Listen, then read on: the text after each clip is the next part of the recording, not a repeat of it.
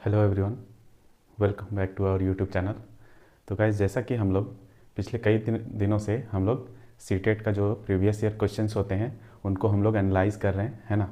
तो आज हम लोग फिर से कुछ क्वेश्चंस के साथ हम लोग आज जो है जीएस का पेपर जो है उसको हम लोग एक्सप्लेन करेंगे, है ना। जीएस का पेपर 2, है ना। पेपर 2 का जो है प्रीवियस ईयर क्वेश्चंस को जो है एक्सप्लेन करेंगे। तो चलिए हम लोग स्टार्ट करते हैं। ये सोशल साइंस का है ना। तो हम लोग फटाफट से स्टार्ट करते हैं।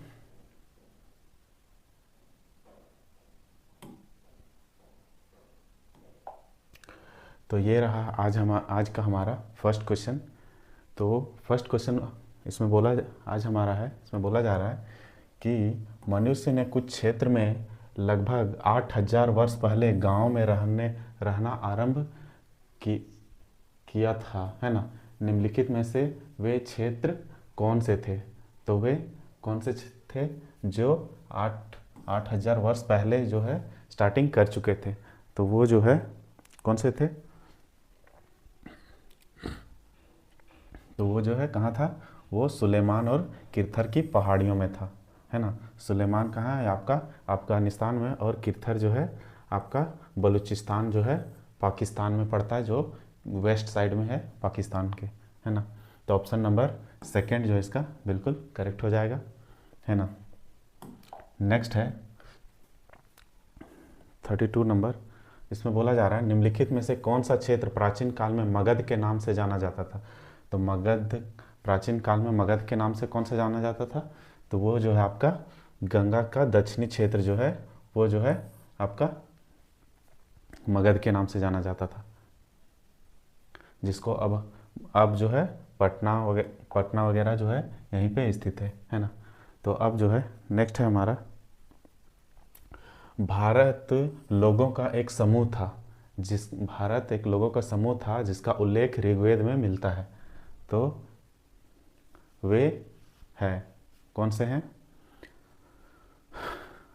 तो पहला है दक्षिण भारत, दूसरा है उत्तर भारत, पश्चिम भारत और उत्तर पश्चिम भारत।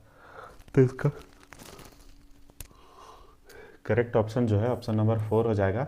उत्तर पश्चिम भारत में रहते थे, है ना। नेक्स्ट है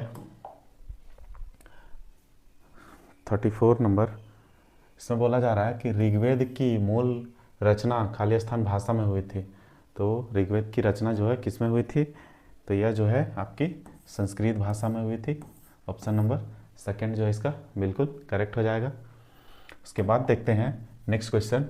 नेक्स्ट है कि निम्नलिखित में से कौन सा आखेटक खाद्य संग्रह के एक स्थान से दूसरे स्थान की और घूमते रहने का कारण नहीं था?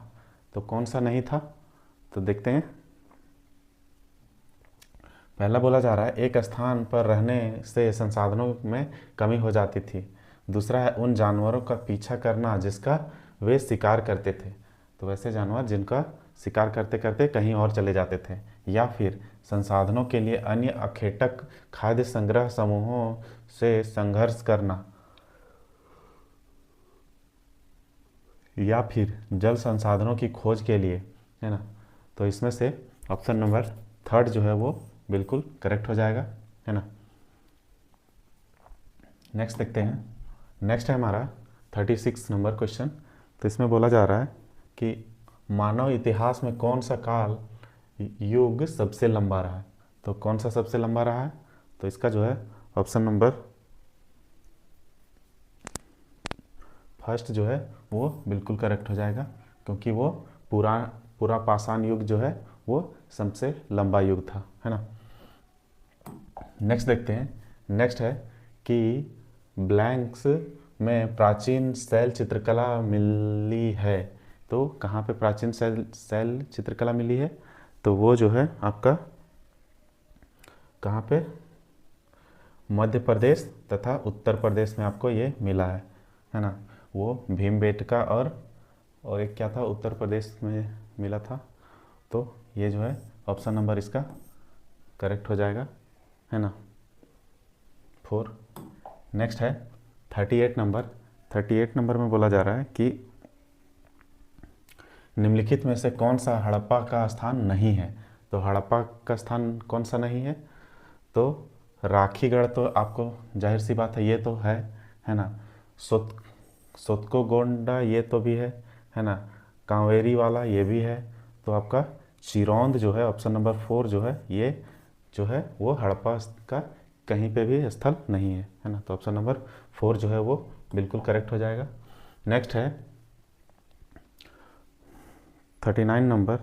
इसमें बोला जा रहा है कि पूर्व युद्ध और भारत का वेदों में उल्लेख की तरह है। तो किस तरह है? तो वो एक जन की तरह है ना। ऑप्शन नंबर फर्स्ट जो है इसका बिल्कुल करेक्ट हो जाएगा। उसके बाद देखते हैं 9 नंबर। 9 नंबर में बोला 14 नंबर में बोला जा रहा है कि साफ़ी तथा हनफी है। साफ़ी तथा हनफी क्या है? तो ये क्या है?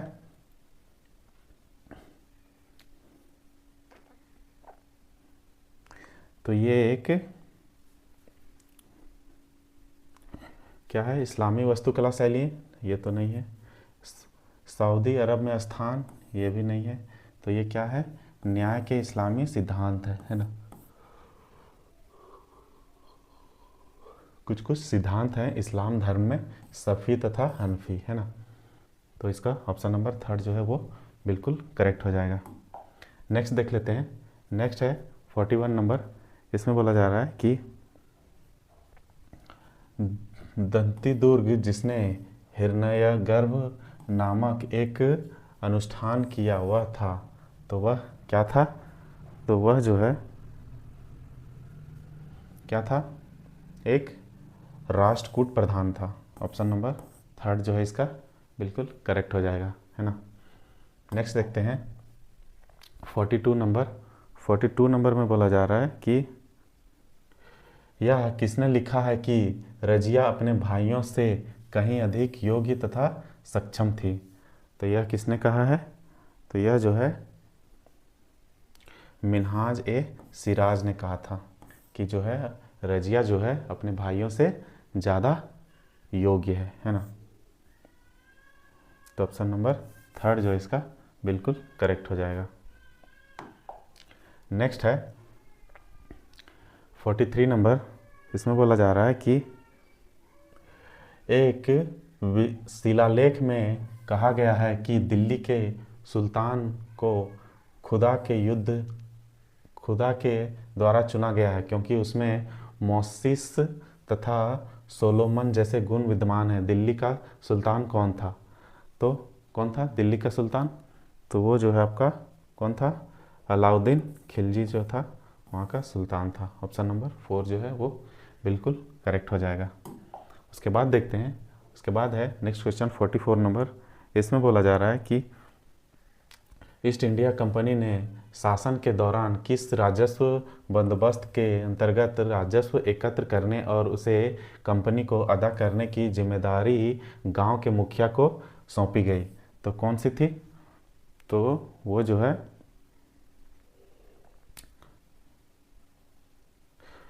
है महालवारी बंदोबस्त जो है वो सौंपी गई थी। ऑप्शन नंबर 4 जो है इसका बिल्कुल करेक्ट हो जाएगा। उसके बाद देखते हैं 45 नंबर।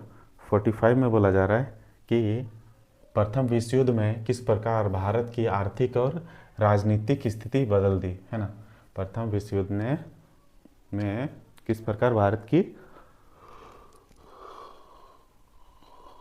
आर्थिक और राजनीतिक स्थिति बदल दी। तो पहला ऑप्शन देखते हैं। बोला जा रहा है कि भारत राष्ट्रीय कांग्रेस की राजनीतिक गतिविधियों पर 6 वर्ष के लिए रोक लगा दी गई। तो 6 वर्ष तक रोक लगा दी गई थी। उसके बाद नेक्स्ट है कीमतों में भारी गिरावट होने से जन सामान्य लाभान्वित हुए। उसके बाद जो है अनेक देश रियासतों ने अंग्रेजी शासन के विरुद्ध बगावत कर दी। उसके बाद है युद्ध ने औद्योगिक वस्तुओं की मांग में वृद्धि कर दी जिसमें भारतीय उद्योगों का विस्तार हुआ। तो ऑप्शन नंबर 4 जो इसका बिल्कुल करेक्ट हो जाएगा, है ना। उसके बाद देखते हैं क्वेश्चन नंबर 46। 46 में बोला जा रहा है कि निम्नलिखित में से कौन सा मरुस्थल का एक उदाहरण है। तो इसमें देखते हैं फर्स्ट है लद्दाख। तो लद्दाख जो है वो काराकोरम और बृहद हिमालय के बीच में स्थित है, इसलिए इसमें जो है काफ़ी शीत मरुस्थल जो है वो पाए जाते हैं, है ना। तो ये हो जाएगा, है ना। और सुंदरवन तो आपका पश्चिम बंगाल का डेल्टा क्षेत्र है ना। उसके बाद कोंकण जो है वो गुजरात से लेकर के गोवा तक एक तटीय प्रदेश है। और ये जो है पश्चिमी घाट जो है ताप्ती से लेकर के कन्याकुमारी तक वो जो है आपका एक ये भी तटीय क्षेत्र की तरह ही है। तो इसीलिए यहाँ पे पूछा जा रहा है मरुस्थल, तो ऑप्शन नंबर फर्स्ट जो है इसका बिल्कुल करेक्ट हो जाएगा, है ना। उसके बाद बोला नेक्स्ट क्वेश्चन है 48 नंबर। इसमें बोला जा रहा है कि प्रायद्वीपीय वृत्त है तो क्या है। पहला ऑप्शन है वृत्त जो ग्लोब को 2 भागों में विभाजित करता है। जी नहीं, ये तो नहीं होगा। वृत्त जो ग्लोब पर दिन और रात से विभाजित करता है। जी हाँ, तो ऑप्शन नंबर इसका सेकंड जो है वो बिल्कुल करेक्ट हो जाएगा, है ना। नेक्स्ट देखते हैं। नेक्स्ट बोला जा रहा है कि प्राय लक्षद्वीप द्वीप समूह में स्थित है। तो लक्षद्वीप जो है कौन सा द्वीप समूह में स्थित है, तो वो जो है आपका अरब सागर में स्थित है ना। ऑप्शन नंबर सेकंड जो है वो बिल्कुल करेक्ट हो जाएगा। 51 बोला जा रहा है ब्राज़ील में पाया जाने वाला कंपोस्ट है। तो ब्राज़ील में एक कंपोस्ट पाया जाता है जो क्या है, तो वो जो है एक क्या है, एक उष्णकटिबंधीय घास का मैदान है ना। ऑप्शन नंबर सेकंड जो है इसका बिल्कुल करेक्ट हो जाएगा। नेक्स्ट देखते हैं। नेक्स्ट है कि कोलकाता बंदरगाह खाली स्थान में स्थित है। तो कोलकाता बंदरगाह जो है कहाँ पे स्थित है, हम सभी को पता है कि कोलकाता जो है हुगली नदी के किनारे स्थित है, इसलिए ऑप्शन नंबर थर्ड जो है वो बिल्कुल करेक्ट हो जाएगा। नेक्स्ट देखते हैं संसद में किस जनसंख्या है ना, सॉरी संसार में किस जनसंख्या है ना। तो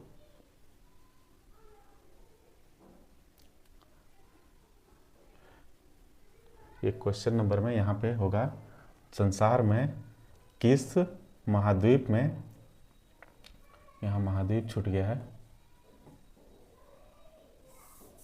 ना, किस सबसे कम जनसंख्या है ना।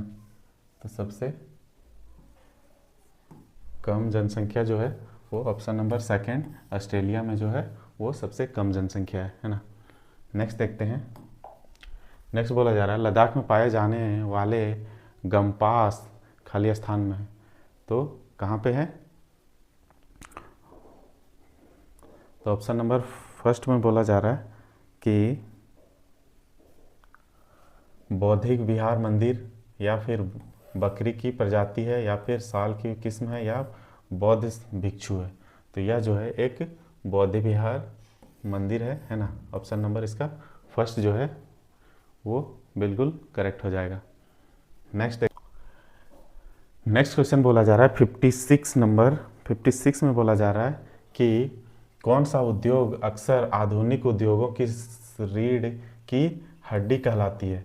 तो कौन सी कहलाती है, तो वो जो है आपका इस्पात यानी कि लोहा है ना, वो जो है आपका रीढ़ की हड्डी कहलाती है। नेक्स्ट देखते हैं 57 नंबर। 57 नंबर में बोला जा रहा है कि ऑर्गेनिक खेती में क्या होता है ना। तो देखते हैं फर्स्ट क्वेश्चन है, फर्स्ट ऑप्शन है फसल की पैदावार में वृद्धि करने हेतु रासायनिक उर्वरकों का प्रयोग किया जाता है, या फिर फसल की पैदावार बढ़ाने के लिए जीन्स में संशोधन किया जाता है, या फिर प्राकृतिक खाद तथा कीटनाशकों पेस्टिसाइड का प्रयोग किया जाता है, या फिर भारत में केवल कपास के उत्पादन की अनुमति दी गई है। तो ऑप्शन नंबर इसका थर्ड जो है वो बिल्कुल करेक्ट हो जाएगा, क्योंकि प्राकृतिक खाद तथा कीटनाशकों का प्रयोग किया जाता है किसमें, हमारा ऑर्गेनिक खेती में है ना। नेक्स्ट देखते हैं। नेक्स्ट बोला जा रहा है 58 नंबर, इसमें बोला जा रहा है कि खाद्य सुरक्षा के संबंध में निम्नलिखित में से कौन सा कथन सत्य है। तो कौन सा कथन सत्य है? तो ऑप्शन नंबर फर्स्ट देखते हैं, खाद्य सुरक्षा तभी बन जाती है जब सरकार अगले 5 वर्षों के लिए अनाज का सुरक्षित भंडार बनाए रखती है ना, ये तो नहीं होगा।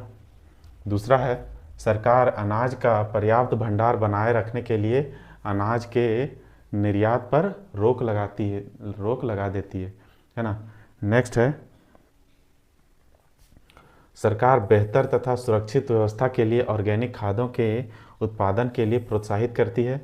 उसके बाद है, खाद्य सुरक्षा बनी रहती है जब सभी व्यक्तियों के लिए सभी समय पर्याप्त सुरक्षित तथा पौष्टिक खाद्य पदार्थों की सुविधा उपलब्ध हो। तो जी हाँ, तो इसका ऑप्शन नंबर 4 जो है वो बिल्कुल करेक्ट हो जाएगा, है ना। नेक्स्ट देखते हैं 59 नंबर में बोला जा रहा है कि निम्नलिखित में से कौन सा प्रसिद्ध पर्यावरण अनुकूल ऑटोमोबाइल ईंधन है। तो कौन सा है? तो ये एक CNG ईंधन है ना, कॉम्पैक्ट नेचुरल गैस जिसको बोलते हैं CNG, है ना। तो ऑप्शन नंबर फर्स्ट जो है इसका बिल्कुल करेक्ट हो जाएगा। नेक्स्ट देखते हैं, बैरोमीटर का प्रयोग होता है। तो बैरोमीटर का प्रयोग कहाँ पे होता है? तो वो जो है मुख्य रूप से वायुमंडलीय दाब को मापने के लिए किया जाता है। तो ऑप्शन नंबर थर्ड जो है इसका बिल्कुल करेक्ट हो जाएगा। नेक्स्ट है, ऐसा विश्वास किया जाता है कि ईसा का शिष्य सेंट थॉमस में आए। तो कहाँ से आए थे? तो इसका दिया हुआ है ऑप्शन नंबर फर्स्ट जो दिया हुआ है वो है गोवा, दूसरा है कर्नाटका, तीसरा तमिलनाडु और चौथा है केरल। तो ऑप्शन नंबर 4 जो है वो बिल्कुल करेक्ट हो जाएगा क्योंकि वो केरल से आए थे, है ना। नेक्स्ट है, जुलू क्या है ना। तो जुलू एक प्रकार का क्या है? जनजाति है ना, जो मुख्य रूप से दक्षिण अफ्रीका की एक जनजाति है ना। तो ऑप्शन नंबर फर्स्ट जो है इसका बिल्कुल करेक्ट हो जाएगा। अब देखते हैं नेक्स्ट क्वेश्चन है हमारा 63 में बोला जा रहा है कि संविधान के अनुसार राज्य के कितने अंग हैं। तो राज्य के कितने अंग होते हैं? तो वो जो है वो 3 अंग होते हैं ना। ऑप्शन नंबर सेकंड जो है इसका बिल्कुल करेक्ट हो जाएगा। नेक्स्ट है, संघवाद से तात्पर्य है। संघवाद से क्या तात्पर्य है? तो पहला ऑप्शन दिया हुआ है देश में एक से ज़्यादा स्तर की सरकार का होना। जी हाँ, तो यही ऑप्शन फर्स्ट जो है वही करेक्ट हो जाएगा। देश में एक से ज़्यादा स्तर की सरकार का होना ही क्या कहलाता है? संघवाद कहलाता है ना।